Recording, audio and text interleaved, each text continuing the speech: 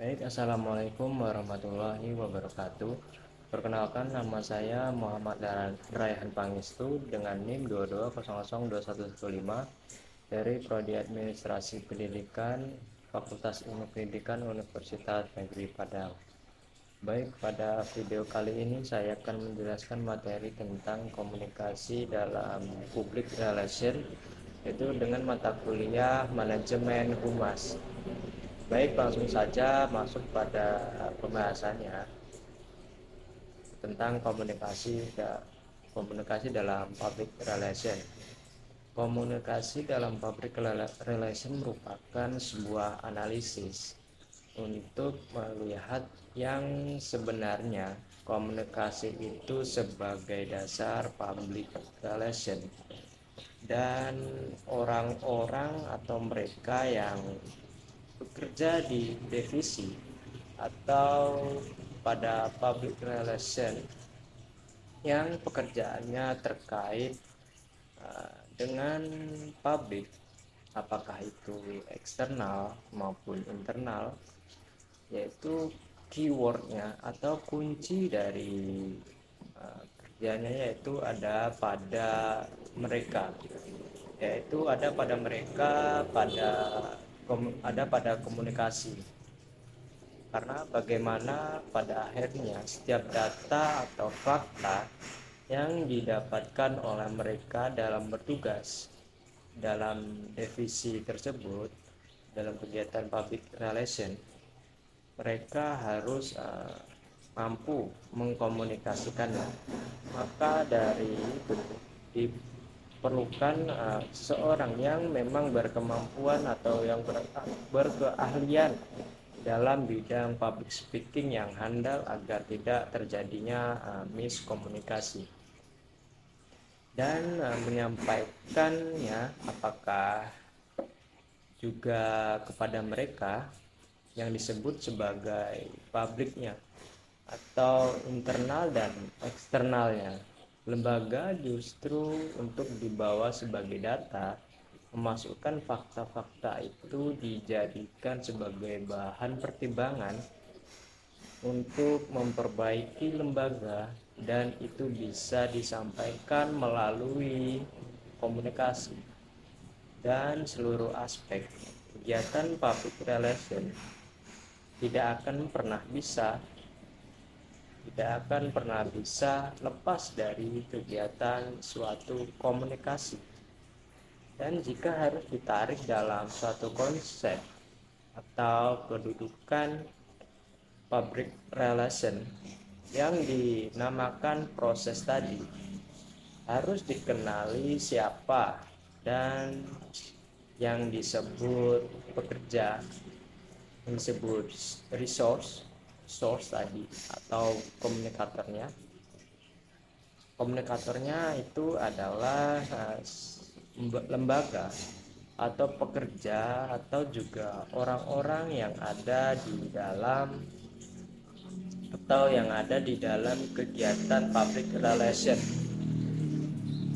karena mereka yang akan menyampaikan ide, yang akan menyampaikan informasi, menyampaikan gagasan, yang menyampaikan pesan dari pembawa pesan tersebut. Karena yang misalkan terkait dengan hasil data yang menyatakan bahwa pandangan publik eksternal. Proses ini akan diolah lembaga kita di satu keputusan. Ada strategi yang dihasilkan dalam proses tadi. Dalam lembaga kita ada di dalam suatu pengambil kebijakan, mereka yang memegang kuncinya, yang akan menjadi sebuah kuncinya, yang disebut dengan komunikator atau source-nya tadi. Jadi komunikasi ini adalah mereka yang bertugas untuk menyampaikan kebijakan-kebijakan tersebut kepada para publiknya, publik internal, untuk dibawa lebih luas lagi kepada publik eksternalnya. Jadi ya ada tuntutan yang luar biasa bahwa mereka yang bekerja di bidang ini adalah orang-orang yang memiliki kemampuan public speaking yang handal. Karena kemampuan komunikasi seseorang sangat diyakini untuk sebagai penentu sampai tidaknya informasi tersebut ke publik atau lawan bicaranya bisa menerima informasi yang disampaikan. Oleh karena itu, kemampuan berkomunikasi ini sangat diperlukan oleh seorang PR dalam berkomunikasi agar tidak terjadi suatu kesalahan seperti miskomunikasi sehingga terjadinya pesan yang tidak sesuai, misalkan pesan A menjadi pesan B dan pesan B malah menjadi pesan C dan begitu seterusnya. Dan untuk menciptakan keefektivitas keefektivitas komunikasi antara lembaga dengan publiknya, internal maupun eksternal, itu merupakan bukan perkara yang mudah. Jadi ya memang dibutuhkan orang-orang yang berkemampuan ahli yang bisa yang memang bisa dalam public speaking. Dan siapa receivernya?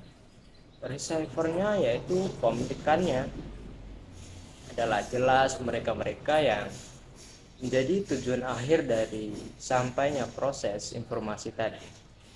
Dan harapan kita untuk menyampaikan informasi tersebut secara umum ada dua hal, yaitu publik internal lembaga dan publik eksternalnya dari organisasi atau lembaga kita. Dan media perlu juga dimanfaatkan seperti media cetak dan media sosial.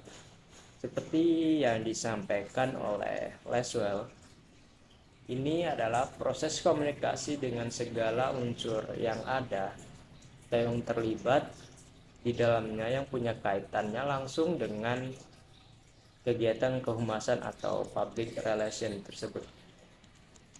Dan kegiatan public relation tersebut dalam sebuah lembaga ada beberapa menjadi bagian. Yang pertama yaitu sumber, yang kita sebut dengan sebagai komunikator, yang dimana proses komunikasi dimulai atau sebuah proses komunikasi berawal dari sumber atau si pengirim pesan, yaitu dimana gagasan, ide, persoalan, masalah, pikiran yang berasal yang kemudian akan disampaikan oleh pihak kita yang disebut sebagai publik dari lembaga tersebut, apakah publik internal maupun eksternal sebagai penerima pesan tersebut. Yang kedua ada pesan. Apapun yang dilakukan oleh manusia, baik lisan maupun tulisan, melalui kegiatan public relation di setiap lembaga itu, kita menyebutkannya sebagai pesan. Pesan yang disampaikan dapat berbentuk sederhana dan juga bisa memberikan dampak pengaruh yang sangat besar karena dan cukup efektif untuk memperbaiki sebuah persoalan atau masalah yang dihadapi lembaga, bahkan mengangkat citra dan nama baik lembaga tersebut. Yang ketiga ada channel atau media yang dilalui pesan untuk menyampaikan kepada mereka yang kita sebut sebagai pesan tadi. Yang keempat adalah komunikan atau publik tadi, yang kita maksud sebagai orang-orang yang berkelompok atau orang yang menerima pesan yang kita ingin sampaikan, yaitu sasaran atau target dari mereka adalah penerima yang bisa berupa individu atau kelompok-kelompok. Dan selanjutnya yang kelima yaitu adalah efek atau tanggapan, respon dan feedback dari penerima pesan yang berbentuk atau yang mampu mengubah pesan berikutnya yang disampaikan oleh sumber tadi sehingga menjadi perubahan paradigma, perilaku maupun pikiran. Selanjutnya ada bentuk-bentuk komunikasi dalam public relation, yaitu yang diantaranya secara garis besar dibagi menjadi 3 konsep yang disebut dengan komunikasi interpersonal, komunikasi kelompok, dan komunikasi organisasi. Komunikasi interpersonal tadi di lembaga maupun di organisasi maupun akan muncul komunikasi internal, yaitu komunikasi yang terjadi di antara orang-orang yang ada di dalam lembaga tersebut. Bentuknya personal komunikasi atau kebutuhan antar individu terkait dengan pekerjaan. Selanjutnya adalah itu grup komunikasi atau komunikasi kelompok, atau yang di divisi ini yang ada di lembaga komunikasi eksternal, yaitu komunikasi yang terjadi antara kelompok kita yang ada di dalam sebuah lembaga atau lembaga kita dengan publik yang ada di luar, yang ada kaitannya dengan timbal balik. Bagaimana komunikasi itu saling berdampak dan bagaimana feedback terjadi, karena dimanapun berada lembaga kita, dimanapun termasuk perusahaan kita yang sekarang tidak bisa hidup sendiri karena membutuhkan publik yang ada di luar, disebut dengan external public. Komunikasi organisasi itu misalnya cross communication, itu merupakan zigzag, merupakan kemampuan kemanapun akan terjadi. Komunikasi horizontal, vertikal, atas bawah, pimpinan dengan bawahan, bawahan dengan pimpinan, bawahan dengan pimpinan, bawahan dengan bawahan, atau cara zigzag atau dengan divisi akademisi. Dan itu adalah pekerjaan dari mereka-mereka yang terlibat di dalam divisi public relation.